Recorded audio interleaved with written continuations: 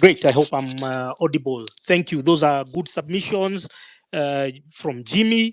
And all of us, we are ending up in one consensus that the streets is the only solution. Can you imagine these pieces of shit have their own personal bank account where they are collecting our taxes?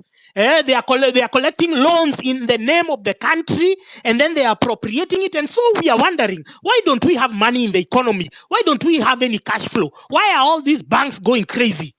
Because Kenya has moved, the ownership of Kenya has moved from the Imperial British company to now Uhuru and Ruto and JP Morgan. And which is funny because JP Morgan CEO was in the country like 1 month ago. I saw him taking selfies with Ruto, and I saw him trying to solicit for a job in the Trump administration, and Trump politely declined to appoint him as a finance secretary. So it means that even internationally, the people and the anchors who had helped Ruto, the people who had maintained and preserved his presidency, the people who encouraged him to kill young children. Meg Whitman is out.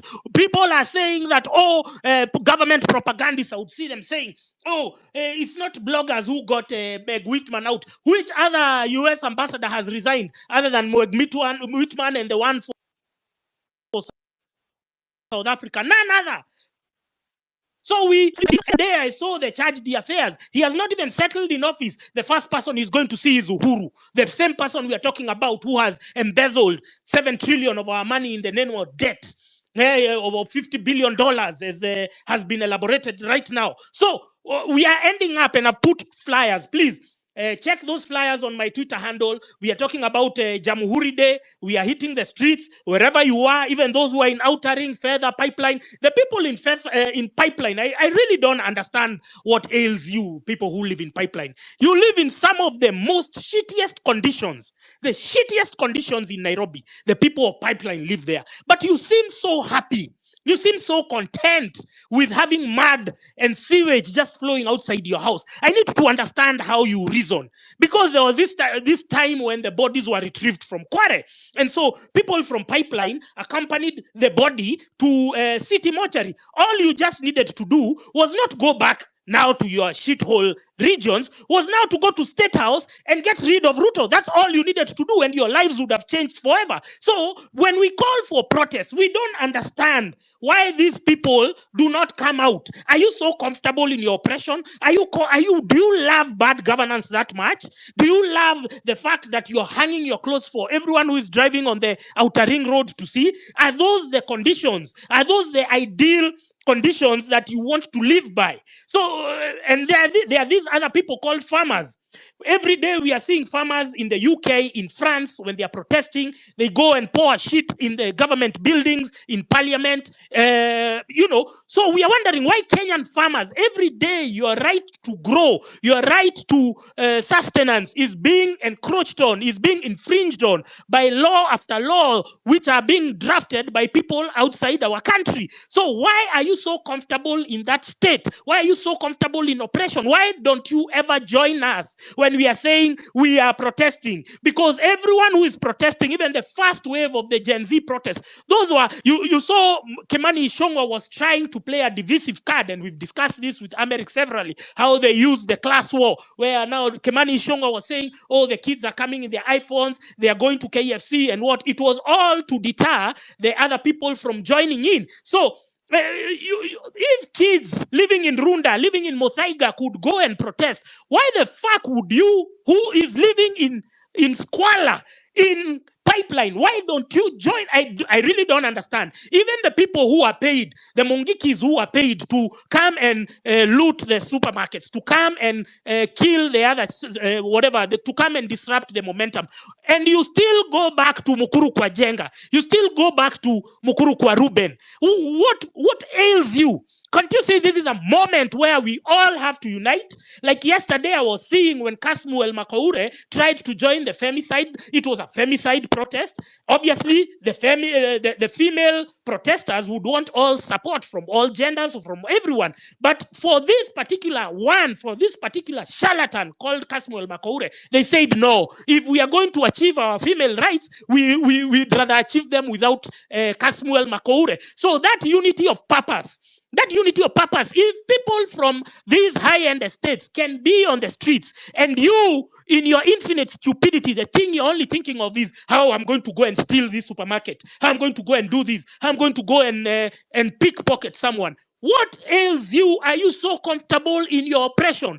Do you love poverty? The reason why we do what we do is because we have traveled outside the country. We have been to places where systems work, where taxes are literally put to good use. Now you're telling me that a charlatan like Sakaja Johnson has not put in a penny to development. You're telling me that Aden Duale and John Buddy, you can see John Buddy's appointment as a financier was done in 2013, 2014, when they were conceiving this whole idea of hijacking money from our consolidated fund into a private to a private entity. So why we are living in peace? We are coexisting with Aden Duale. Aden Duale, we should be banning his house. We should be getting details of his phone number, his cars, everything, because we are now desperate. We want everything now. We want the cousins, we want the aunties, we want any business that he owns. Same as John Buddy. He's been very arrogant together with Opio and I. They are trying to divide us by tribe. It's not working because the young people have said we are not boarding this time round. So again, when you get another opportunity to hit the streets, there were these stupid kids who went to eat pilau in parliament. You've been given a God-given opportunity to alter the course of history for this country, for Pete's sake. And then you're just thinking of eating pilau? Are you fucked in the head? I go crazy when I remember such things. You're just there taking selfies in the streets. You have to be intentional this time round. You're hearing the figures. Numbers don't lie. You're hearing the numbers. You're hearing what these guys are doing, an economic genocide. And they are so brazen. They are so bold. They are even insulting our intelligence that they are saying they are going to do a handshake for our unity. Do you think they give a shit about you? They only care about their children and their grandchildren. So when you're given another opportunity or an opportunity presents itself, you should rise to the occasion. You should not go eat pilau in parliament. You should not go there just to moonlight. You're supposed, it's there to finish Kumalo. And then you finish parliament, boom, boom, boom, State House. It's a wrap. We would have finished from June 26th. We would be living our best lives. You went home.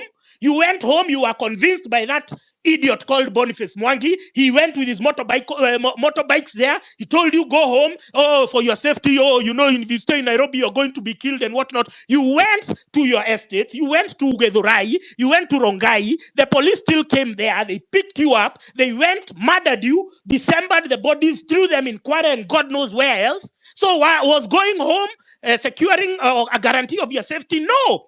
You were safer staying in Nairobi, huddling in numbers, keeping yourself safe from the hoodlums who had been sent by the government, paid to come and disrupt the momentum or disrupt the protest. And then you wake up and go for breakfast at State House. It was that simple. Ruto had already the helicopters. We were monitoring them on the trackers. They were already shipping money. They had put money in those metallic boxes like the ones we used to go with for high school. They had stashed money there, and there was 3 helicopters which were leaving from there to Moi Air Base because that's where he wanted to ship the family to whatever country he was running away from. We were there. But you guys, what did you do? You are taking selfies, eating pilau in parliament. You are given a chance to resolve Kenya's issues once and for all. Now, what the commitment I want from you people, the commitment I want is where if tomorrow we are saying we are going to protest, you go out where you don't need to do anything, sit on the road. If it's Thika Road, if it's Rongai, sit on the road. You don't have to come to Nairobi. We know these police are overstretched. They are underfunded. We know them. We know their weaknesses. There was this time we did Occupy JKIA, and all of them went to JKIA, and then all of a sudden CBD was full. So don't be scared by these police. They are paid with our taxes. Today I saw the policeman who shot Rex Rex Kanyeki. He's called Isaiah Murangeri. He was there in court. He was freaked out. He's denying, I was not there. You see, these are humans. When you put them in a position, they cannot even defend their depravity and mental impotence. They cannot. He cannot even say, if he was such a man, he was so bold those days, if he was such a man, he would have said, yes, I killed him. Yes, I was there. But he was lying. He was literally lying, and there's cameras. He was saying, no, I was guarding KICC. I was what? These guys are weak. Do not fall for the scaremongering from idiots on Twitter every day telling you cannot do it. We have achieved beyond our wildest expectations. We ended tribalism. Can you imagine? Previously, it used to be, these people. The only people who are trying to tune us is ODM propagandists. You have idiots like Gabriel Oguda. You have Opio Wandai. You have Kaluma. If you look at them, they are idiots trying to spew their ethnic narrative, but it's not working because we have evolved politically. This is evolution, and it has happened so fast because of civic education. You understand? So when the opportunity presents itself again, please, your work is not to go eat pilau in parliament because wao walikula pilau, hawakusikia njaa tena. They are probably more hungry. They are probably dead right now because Safaricom was giving the allocations. I think you also, what Safaricom does, once you put your SIM card, you have to be very careful. If you are the team, if you are the knights that are going to finish the job, you have to make sure you don't have your Safaricom SIM card in place. If you are the knights who have been chosen by God to complete this task, to liberate the country, you are this close and then you went to eat pilau. How stupid are you? Do your parents know how stupid you are? Do they know that you had a God-given opportunity, and then you're there going to take a selfie in the parliament saying, Mr. Speaker, sir? So, sasa juu ulisema Mr. Speaker, sir, ugali kwako imeongezeka. Are you eating 2 ugalis instead of 1 tonight? No! You have to understand that this is serious business. When you're talking about getting rid of a regime, it's not a joke. These guys are crazy. They are ready to, they don't want to constitute IEBC because they want to loot elections. They are going crazy. They are going nuts. You're seeing Ruto, as you've heard right now. He cannot even compose himself in a meeting because we are disorienting him. We are disrupting him. Anything he's planning, he's encountering roadblocks and speed bumps. And every day we are reminding him that Kenya, the people remain sovereign, and you are our employee. You don't have any right to talk shit to us. So tomorrow and the days that will precede, because revolutions are not overnight. The one that we could have done was June 25th, but you idiots opted to go and take selfies and eat pilau. But we have forgiven you because of your inherent stupidity. Now we need commitment that this time round you are going to finish the job. You are going to show up. You are going to turn up. You're going to come through. This is it. We only have one chance at saving this country. And this is it. This moment, don't squander it. Don't waste it. Don't listen to propagandists. If Ruto was so confident that he's the president, if he was so confident, he wouldn't be dispatching these idiots or somehow terror every day to come and say, revolution, haiwezi fanyika tena. They are there. Even in your comment section, you'll go there and they are saying, revolution, haiwezi fanyika. They brought a clown. They foisted a clown there called Morara Kebaso. Morara Kebaso, if you listen to his tone, is very choreographed. Somebody has trained him to speak so calmly. Even when he's criticizing so calmly because he's serving a purpose.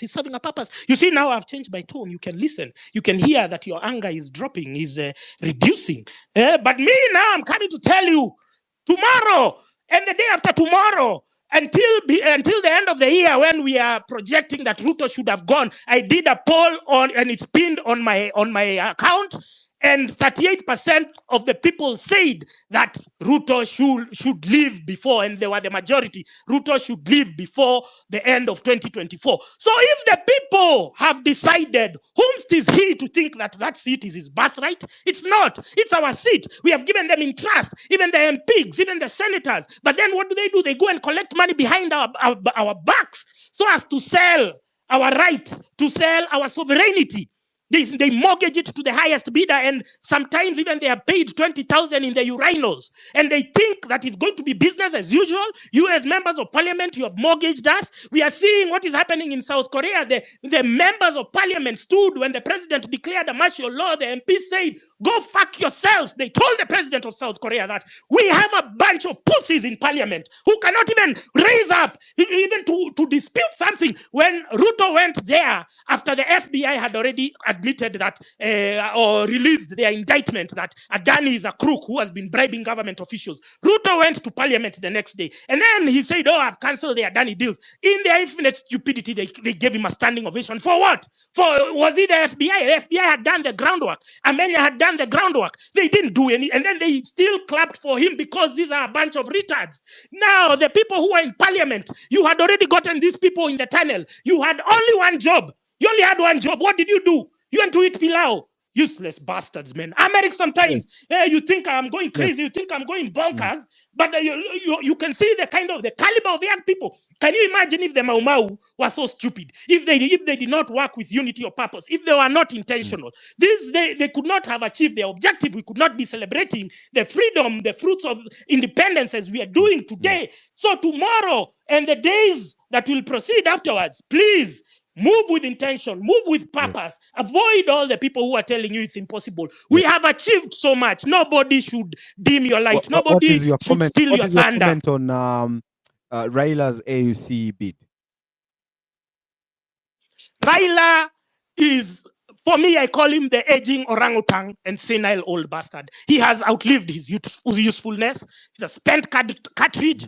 That trip is a waste of money. And anyone who has approved the budgets using our taxes to campaign for that useless bastard, to campaign for that sellout, somebody who has been selling us out since the Moi era, every regime, he has to strike his own deals. So if there is anyone, whether you're in treasury, whether you are where, I swear wallahi bilahi, wewe utafungwa, watoto wako hawatawahi kuona. I swear to one God. Right. To finish Kumalo. Thank you. To finish Kumalo, we are dealing with Aden Duale, we are dealing with John Buddy, those two who allowed Uhuru and Ruto to loot our money, to put it in a private bank account in New York. Those two, Aden Duale, the day when you see the government has fallen, please take the first flight out of Kenya. Wallahi, take the first flight. Start booking now. Start booking for your family. Thank you. Thank you very much, Francis. Amerix.